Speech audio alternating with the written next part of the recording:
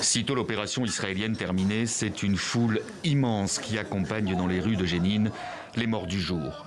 9 au total et une quinzaine de blessés. Jamais il n'y a eu autant de victimes depuis 2005 en une seule et même opération.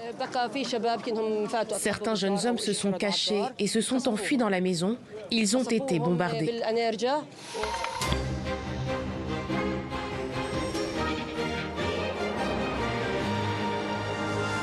Bonsoir, bienvenue dans le 20h de France 2. Voici les titres de ce jeudi 26 janvier.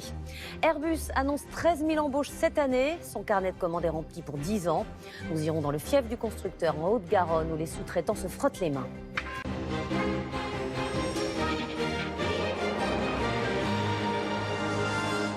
Il est 20h, bonsoir à tous. Voici les titres de l'actualité de ce vendredi. À la une ce soir, ce rebondissement dans l'affaire Lucas, ce collégien de 13 ans qui s'était donné la mort le 7 janvier dernier. Ses parents avançaient qu'il était régulièrement victime de harcèlement à l'école.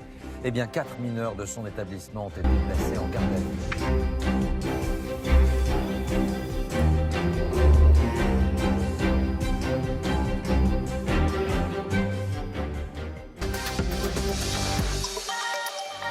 Merci d'être avec nous sur France Info, Canal 27 pour cette matinale.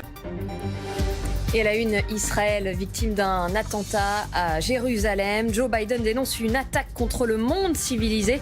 7 personnes ont été tuées par balle près d'une synagogue. Et à l'instant, la police israélienne annonce avoir arrêté 42 personnes. On retrouvera notre correspondante Agnès Varamian sur place.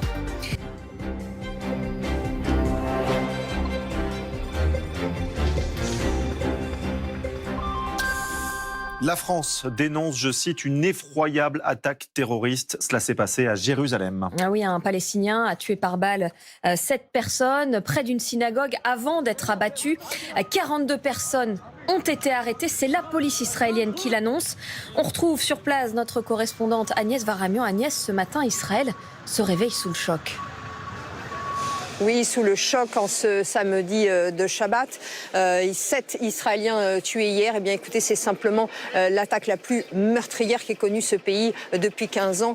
C'est hier, donc, ici, à quelques dizaines de mètres de la synagogue devant laquelle je me trouve, qu'un Palestinien a attendu dans sa voiture la fin des prières pour ensuite sortir une arme et tirer sans distinction sur les fidèles qui sortaient et sur les passants. 5 personnes sont mortes ici et 2 autres à l'hôpital. Le Palestinien, lui, a été abattu par la police alors qu'il tentait de fuir. Alors, acte de vengeance, représailles. Il faut dire que cet acte s'inscrit juste 48 heures après un raid israélien meurtrier, lui aussi en Cisjordanie. L'armée israélienne est intervenue jeudi matin dans le camp de réfugiés de Jénine, qui est le siège de la résistance palestinienne. Il s'agissait, selon l'armée, de prévenir une attaque terroriste en Israël. Ce raid a fait 9 morts côté palestinien.